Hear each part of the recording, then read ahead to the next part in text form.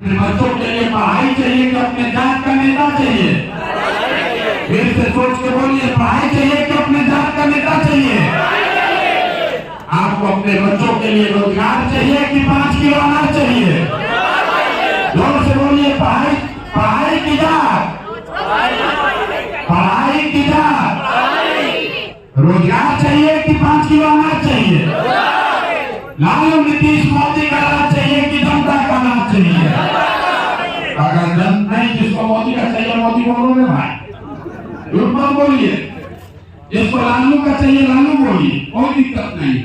तो फिर चुनाव के चुप का बैठा हुआ है, चुनाव के दिन जाके फिर हम लोग के पीठ में चुनाव उठेगा, फिर दे देगा वोट जाके वही लालू वही मोदी को। अभी पूछ रहे हैं, सोच के बताइए, लालू नीतीश मोदी का राज की जनता का राज?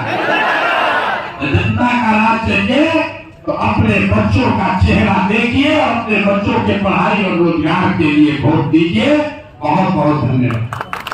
जरा अपने अपने बच्चों का चेहरा याद कर लीजिए और सब आदमी अपने बच्चों के नाम पर एक बार ईमानदारी से बताइए, आप में से किसने जीवन में एक बार भी अपने बच्चों के पढ़ाई के लिए वोट दिया है? एक बार भी नहीं दिए। देखिए पूरा गांव का दशा, इतना भी होशियारी से बोले हैं, ए भैया पढ़ाई होना चाहिए, लेकिन पढ़ाई के लिए जीवन में वोट नहीं दिए, तो जो ताला खोलना है उसका चाबी लगाइएगा नहीं तो खुलेगा कैसे? अब कोई आदमी खड़ा होकर कहेगा, ए भैया इसका क्या गारंटी है कि पढ़ाई के लिए वोट देंगे तो पढ़ाई मिलेगा? बिल्कुल। आप कह रहे हैं कि आपको हमारे बच्चों की चिंता है। हम 18 महीना से पैदल चल रहे हैं, 18 महीना से 5000 गांव में पैदल चल के गए हैं। आप यहाँ तो गाड़ी से आए हैं, अभी पैदल चल के 5000 गांव में गए, लोगों से सवाल पूछा, भाई तुम्हारे अपने बच्चों की तुमको चिंता है कि नहीं है? कहता है बहुत चिंता। और जब पूछते हैं तुम्हारा बच्चा तो आए तो उसके शरीर पर कपड़े नहीं है, चप्पलें नहीं है पैर में, तो चिंता अगर होती तो तुम काहे वोट देते जात पर? इतने लोग यहाँ जात पर वोट देना चाहते हैं, करना चाहता है। अगर आपके पास पैसा नहीं है तो कोई बात नहीं है, आपके पास जाति नहीं है, चुनाव की राजनीति की समझ नहीं है तो कोई बात नहीं है।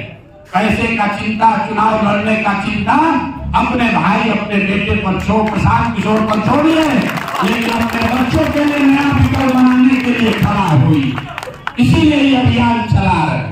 होना चाहिए कि नहीं होना चाहिए? एक संकल्प लीजिए, हम पर भरोसा मत कीजिए, बिल्कुल मत कीजिए। एक प्रशांत किशोर आए कि 10 प्रशांत किशोर आए, सुधरने वाला नहीं। ये सुधरेगा तब जब आप सुधरिए। तो एक संकल्प लीजिए, जिन नेताओं ने जिस दल ने आपके बच्चों को मजदूर बना दिया, आपको गरीब बना दिया, कम से कम उसको वोट मत दीजिए। वोट जिसको देना है दीजिए, लेकिन जिन दल और नेताओं ने आपके बच्चों को अनपढ़ और मजदूर बना दिया, उसको वोट दीजिएगा तो ऊपर वाला भी आपको माफ नहीं करेगा, कभी नहीं माफ करेगा। अपना नहीं तो कम से कम अपने बच्चों का चेहरा देखिए। हमारा उम्र है 45 साल, आधा से ज्यादा दे रहे हैं, नेताजी लोग हम लोग का काम में नहीं कर रहा। जरा सोच के बताइए, हाथ उठाकर एक बार, आज तक जिसको भी आप वोट दिए, ये नेता सब आपका काम किया है कि नहीं किया? जोर से बोलिए भैया।